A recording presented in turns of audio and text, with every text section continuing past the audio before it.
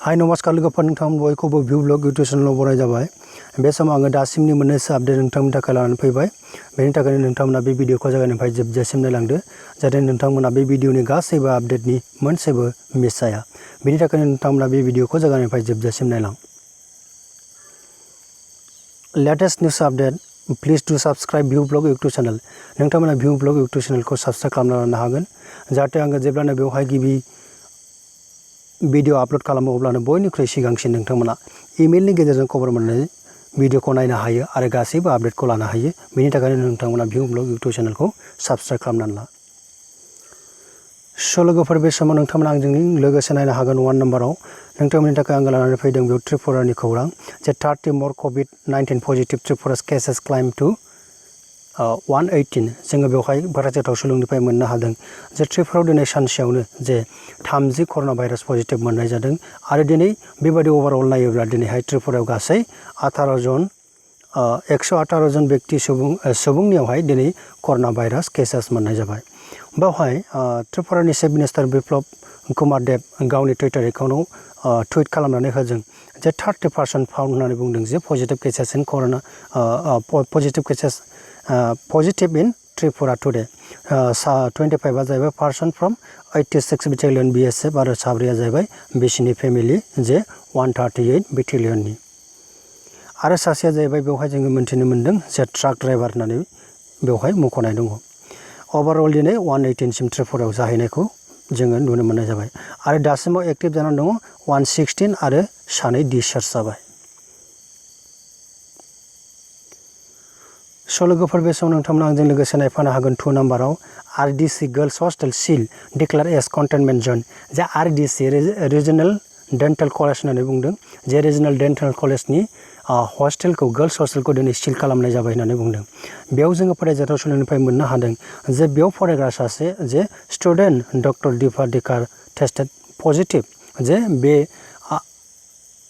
RDC हस्टेलाव थाग्रा जे सासे स्टुडेन्ट डक्टर दीपा डेका बेखौ पजिटिभ टेस्ट मोननाय जादों मानोना बियो थांनाय बृहस्पतिबारखालि जे GMCHनि गिबि खेबनि थाखाय जायखौ पजिटिभ कर'ना भाइरास मोननाय जादोंमोन बै व्यक्तिजों बे कन्टेक्टआव दंमोन आरो दिनै बे व्यक्तिजों कन्टेक्टआव थानो थाखाय जे RDCनि सासे स्टुडेन्ट जायनि बिथांनि मुङा जाहैबाय दीपा डेका बिथांखौबो दिनै पजिटिभ कर'ना भाइरास मोननाय जादों टेस्टआव। बेनि थाखायनो दिनै RDC हस्टेलखौ सिल खालामबाय होननानै जोङो बेवहाय फरायजाथाव सुलुंनिफ्राय मोनथिनो मोननाय जादों।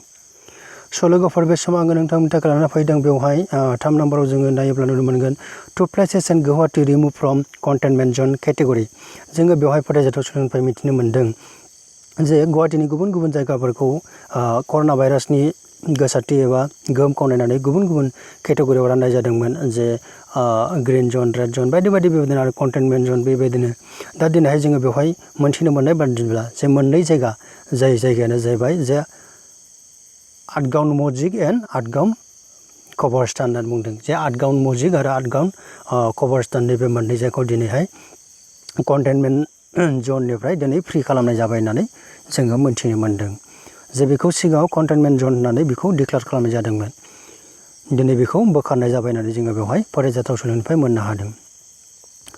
स' लोगोफोर बे समाव नोंथांमोना आंजों लोगोसे नायफानो हागोन बेवहाय 4 नाम्बाराव जे इभानका ट्राम्पस एसिस्टेन्ट टेस्ट COVID-19 पजिटिभ जे जोङो बेवहाय मोनथिनो मोनदों जे इभानका ट्राम्पनि जाय माने एसिस्टेन्ट बिथांनियाव दिनैहाय कर'ना भाइरास पजिटिभ मोनदों होननानै जोङो बेयाव फोथायजाथाव सुलुंनिफ्राय मोनथिनो मोन्दों। इभानका ट्राम्पआनो जाबाय जोङो मिथिगौ जे आमेरिकानि प्रेसिडेन्ट डनाल्ड ट्राम्पनि बिथाङा मा जाहैबाय जे डटार फिसाजो इभानका ट्राम्पआ आमेरिकानि प्रेसिडेन्ट डनाल्ड ट्राम्पनि फिसाजो आरो बे डनाल्ड ट्राम्पनि फिसाजो जे इभानका ट्राम्प बिथांनि एसिस्टेन्टनियाव दिनै कर'ना भाइरास पजिटिभ टेस्ट मोनदों होननानै जोङो फोथायजाथाव सुलुंनिफ्राय मोनथिनो मोननाय जादों।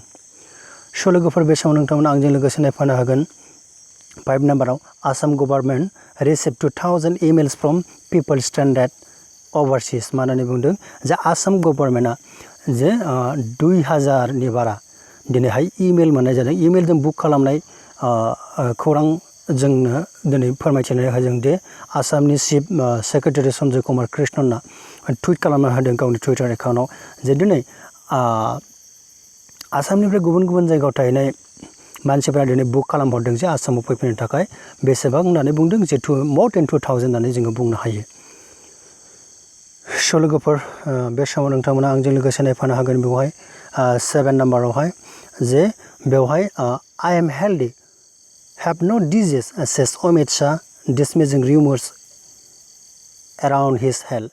जोङो बेवहाय मोनथिनो मोनदों जे अमित शाह जे इन्डियानि हम मिनिस्टार अमित शाह बिथाङा जे बुंदों आङो थिगैनो दं होननानै बुंदों।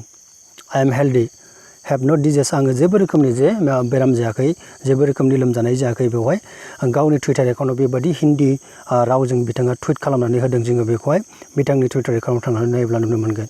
मानि थाखाय बेबादि टुइट खालामना होदों होननानै बुङोब्ला जोङो मोनथिगौ जे बावैसो समनि सिगाङाव साननैसो सिगाङाव जे माखासे ससियेल मिडियायाव बिथांखौ लोमजानायनि खौरां दिनै फोसावनाय जादोंमोन आरो गोबां मानसिया बिथांनि मोजांनि थाखाय प्रेयार बिनाय बायदि बायदि ससियेल मिडियायाव ओंखारदोंमोन। बेनिखायनो दिनै बिथाङा मा खालामना होदों जे नैबेयाव जोङो नायोब्ला नुनो मोनगोन जे गोमो खालिजों लिरनायाव I am completely healthy and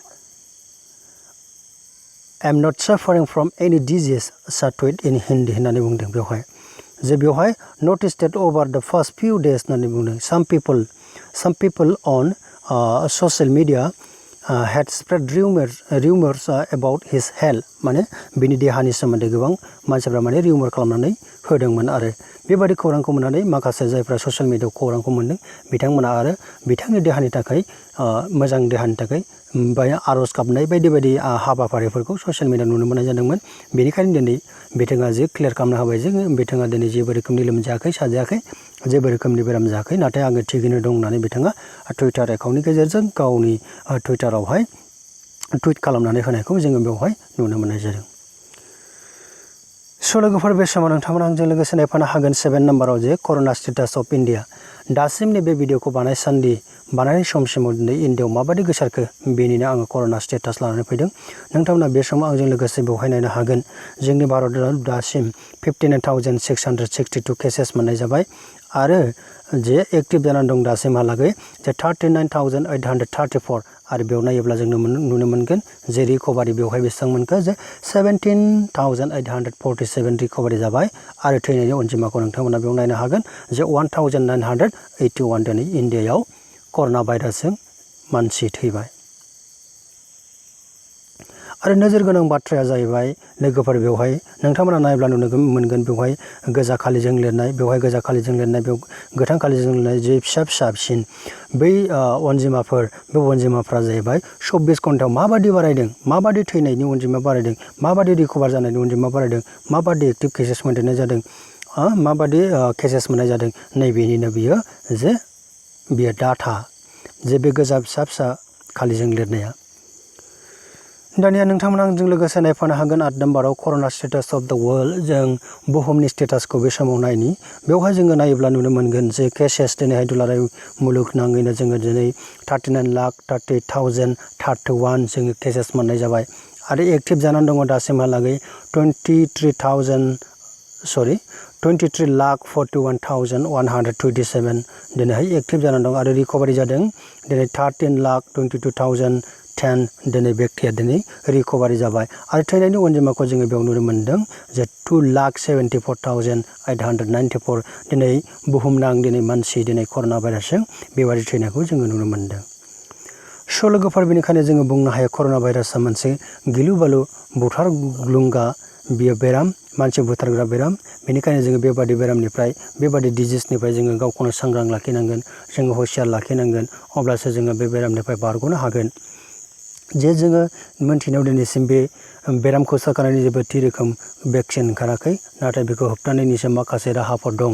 बेनो जाबाय सरकारि गाइडलाइन्स, माखासे ससियेल डिस्टेन्सिं मेनटेन खालामनांगोन, जोङो मास्क गाननांगोन खुगायाव आरो नांगौनि बांसिन जोङो बाहेरायाव ओंखारनो नाङा, खोब नांगौआवसो जोङो ओंखारनांगोन। थेवब्लाबो जोङो माखासे नियम खान्थिफोरखौ फालिनांगोन जे ससियेल डिस्टेन्सिं जोङो मेनटेन खालामनांगोन, मास्कखौ जोङो एकदमबारे कम्पालसारि गानथारनांगोन, अब्लासो जोङो बे बेरामनिफ्राय बारग'नो हागोन।